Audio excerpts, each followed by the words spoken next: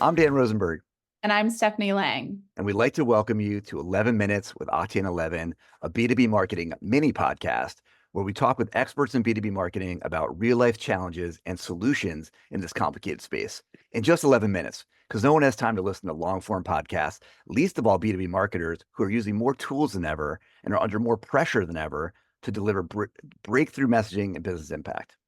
Today, we're extremely excited to be talking with Emilie Lee, a seasoned B2B analytics expert and agency veteran. Emily's background spans client-side roles, platform management, and agency services. She's currently leading the analytics team at JustGlobal, which is now part of Trilliad, supporting some of the world's largest B2B brands in everything from brand to demand to ABM and beyond. So we don't have a lot of time, so let's just jump right in. So first, Emilie, please tell us a little bit about your journey to becoming a marketing analytics expert and what you're working on these days. Yeah, so my marketing analytics journey started on the client side, trade marketing, affiliate marketing, and I feel like so much of the beginning part of your career is figuring out just as much of what you want to do, but also what you don't want to do. A big turning point in the beginning of my career was going actually agency side and figuring out, okay, I really like to look at holistic marketing analytics. I discovered the power of persuasion with data. I'm not a huge fan of debating or throwing around facts. And so I unlocked this new world of being able to work with clients and teammates with historical data, which was huge. And honestly, just I think pushed forward my career trajectory so much. Something that I'm up to day to day within my analytics and chief of staff responsibilities is AI. I spearheaded the rollout of AI across the company, which has been a ton of fun. Of course, there was lots of pockets of AI activity that was happening, but it wasn't happening in a strategic and cohesive way. So we started a Trailblazer program, and we just recently launched a ChatGPT team across the company, which has been really exciting. Awesome. Amazing. Well, I would love to personally hear more about that rollout. We're starting to use it as well. But Emilie, given your background, what would you say are some of the biggest challenges you've seen in B2B marketing and go-to-market motions overall? There's two that come to mind. I think one of the biggest ones is that marketers are continuing to have to do more with less. They're being asked to drive results with fewer resources, increasingly held to those down funnel KPIs. Even when brand awareness should be the primary goal, it can create some tension, right? And it often leads to the prioritization of those short-term demand gen strategies over long-term brand building. So a solution that we always recommend is more of a balanced approach. We know that a lot of buyers are not in the buying journey for 95% of the time. So you need to make sure that you focus on those brand building long-term efforts so that when the buyer is ready to come into the consideration cycle, they are already thinking about that brand top of mind. Yeah. And I mean, to add on to that, buying groups are just getting so much larger too. And so focusing just on driving leads, you sometimes are missing out on a lot of other influencers of the deal, which is where a brand comes in. Well, are there any tools or tactics or vendors that you've been using recently that have worked really well? Do come top of mind, of course, Octane 11 is one of the tools that comes top of mind.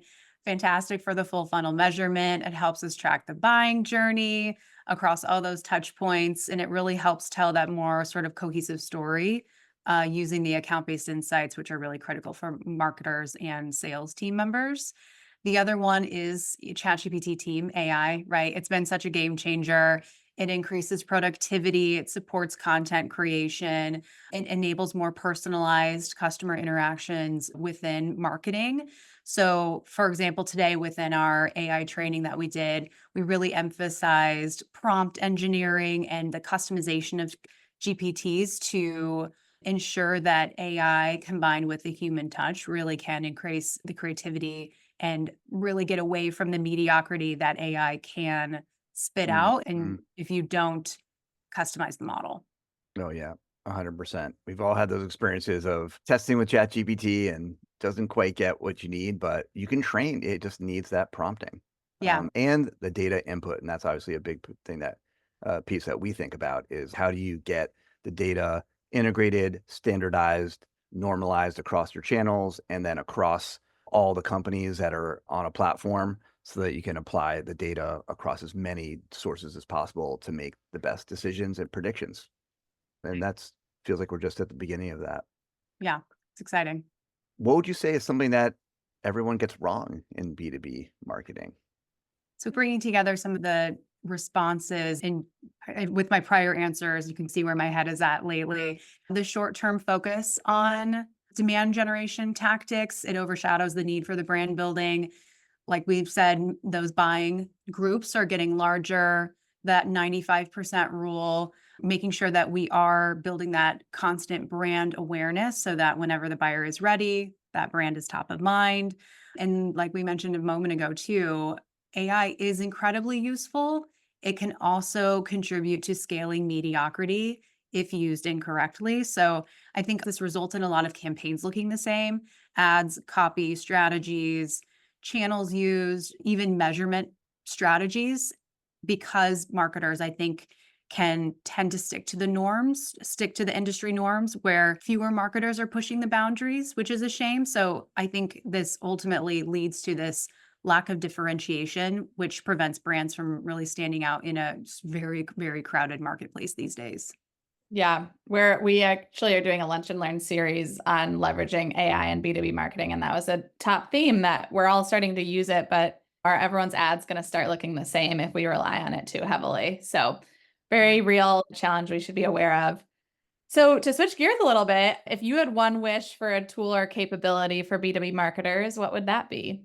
My biggest wish for a tool continues to remain the same. I think it's been the same wish over the last 5 years. And it's because there's no sort of silver bullet measurement capability that brings together all the different data points across different stakeholders. And so tools like Octane 11 are really the dream, because it does fully integrate the buyer journey and the insights that come from that into one single actionable dashboard. So being able to provide marketing and sales this view where marketing efforts are able to be recognized with the different data points so that we can then optimize that activity. And then for the sales team, it really provides them with the clarity that they need to understand where each prospect is in the buyer journey.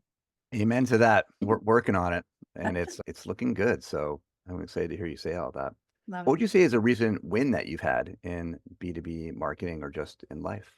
On the professional side, I think rolling out ChatGPT team across the company was a pretty big undertaking. We did it in about 2 months. We started with an AI Trailblazer program of about 18 individuals across the company. They represented their respective disciplines so that whenever we did evaluate the different AI solutions, we could really make sure that we were moving forward with the solution that made the most sense for the company. And we are already seeing a lot of efficiency gains, innovation gains. And so now it's just a matter of making sure that we continue to remain compliant and people are using it in a really smart way so that we don't produce that mediocrity at scale.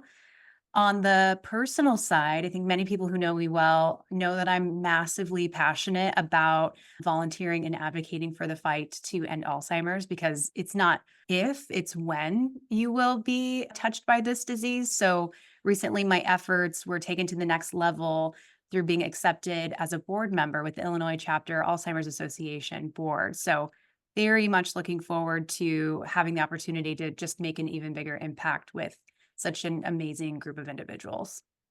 That's awesome. I didn't know that, and I'm happy to learn Yeah. that. Maybe we'll put a link to some of that information in the show notes. Love it. Thanks. That'd be great. Yeah. Another question that we like to ask in the spirit of sharing actionable ideas is if there's a particular framework that you like for decision making or time management or measurement or whatever.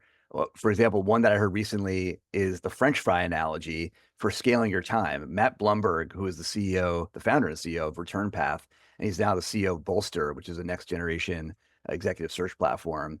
This is one of his mental models, which basically like are the tiny tasks that you're taking on, like mindlessly eating the next French fry?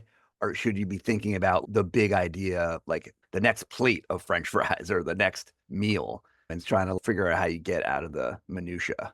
Is there a framework like that that you like or that you find helpful? Yeah, I think everyone who works with me knows that my name is sort of synonymous with roadmaps. I'm a huge fan of creating a fiscal year roadmap that takes into consideration a bunch of different factors like What do our clients need that we might need more information on from a training standpoint? What do we want to do from a career standpoint with all of our team members that they need additional help on? What are we trying to achieve as a company? We are now Trilliad. So, what are we trying to do as a growth services provider? And so, by answering all these questions, it helps us identify what is our North Star for the year? How do we want to prioritize all of that? And so what we end up doing is creating a roadmap, a pretty comprehensive roadmap across the team, where the team provides milestones for each goal that they want to achieve. And it ladders up into that larger vision. And I find that it's helpful so that people have that North Star. What are we doing here and why are we doing it? It provides clear expectations and accountability. There's just visibility into the long-term goals for you to provide a report card against. If you are trying to get promoted on the team as well, it's a really nice way for team members to showcase their career growth. In general, too, it provides this camaraderie and team cohesion and collaboration that otherwise might be missing. It might not organically happen. So by creating this larger vision and larger roadmap, it just ensures that that spirit of collaboration and camaraderie does happen amongst the team. Love that. I'm a huge roadmap fan. You got to know where you're headed. Love Well, that. that's all the time we have for today. 11 minutes goes by super fast, but I learned a lot and I hope you did too. We talked about rolling out AI, a balance of the approaches in the business and marketing from near term and long term brand building because of that long buyer's journey, how to use AI correctly and not fall into the traps of AI that's going to make everything seem the same, the importance of pushing the envelope and taking risks in marketing, a shared wish for a measurement tool, that holy grail out there, something that certainly we think about all the time that can really help you understand the buyer's journey across all the tools. It really interesting to hear about the work you're doing on the fight against Alzheimer's. That's amazing. Definitely check out the link in the notes, and the importance of building roadmaps and providing that North Star to the team. And that's just the way you're going to get there. So thank you for all that. And thank you, Emily. It's great partnering with you and JustGlobal. And we're so happy to have had you on the pod. So thanks for joining us today. Thanks for having me. We've got an amazing lineup of B2B marketers and B2B marketing experts on deck. So check for more episodes at octane11.com or wherever you get your podcasts. And thanks for listening.